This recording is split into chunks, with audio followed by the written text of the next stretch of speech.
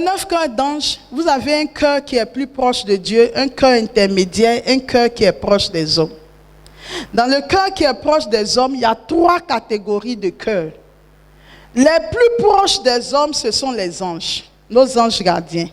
Après viennent les archanges, après viennent les principautés.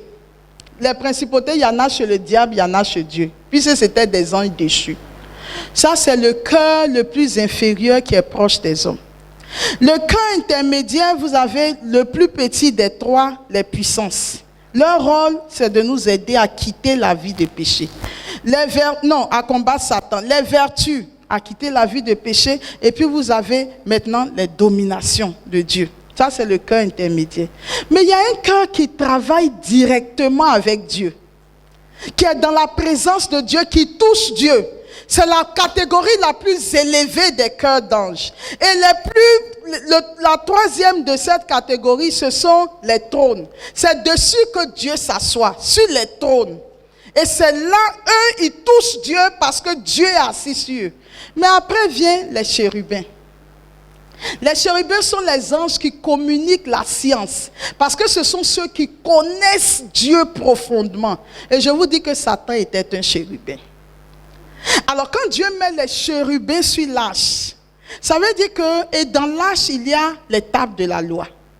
Ça veut dire que si quelqu'un intérieurement s'engage, prend la résolution de s'investir dans la parole de Dieu, de lire la parole, de la méditer, d'être dans la parole, les chérubins qui sont sur l'arche de l'alliance vous aideront en vous donnant une connaissance intime de Dieu.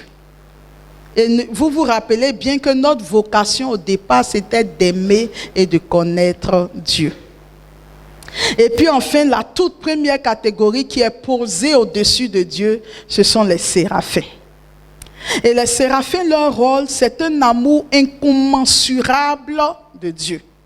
Donc regardez les 2 premières catégories les 2 premiers cœurs dans la catégorie la plus élevée, les séraphins qui communiquent l'amour de Dieu et les chérubins qui communiquent la connaissance de Dieu. Et quand on est dedans, vous avez la vocation de l'homme, aimer et connaître Dieu.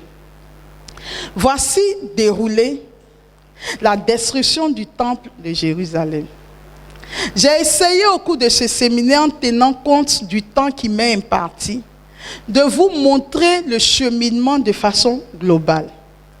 Je ne vous ai pas encore parlé des vertus théologales où ça se situe, des 7 dons du Saint-Esprit, à quel moment ça intervient, de la grâce du baptême, de l'œuvre du Saint-Esprit. Tout ça, je ne les ai pas abordés. C'est pour vous dire que je vous ai tracé la voie. Quand on veut aller à Dieu, voilà ce qui se passe. Pour tout le reste, c'est dans le détail du cheminement que nous faisons que je suis capable d'expliquer telle ou telle chose, d'expliquer telle chose, d'expliquer telle chose. Je prie que le Seigneur nous aide. Que le Seigneur nous aide dans ce long cheminement à nous situer dans la vérité de notre être, à avoir ce désir profond de marcher à sa suite et de le chercher lui seul. Et je voudrais dire à quelqu'un, celui qui trouve Dieu a trouvé l'essentiel de sa vie et toutes les autres choses lui seront données en surcroît. Que Dieu vous bénisse et vous garde.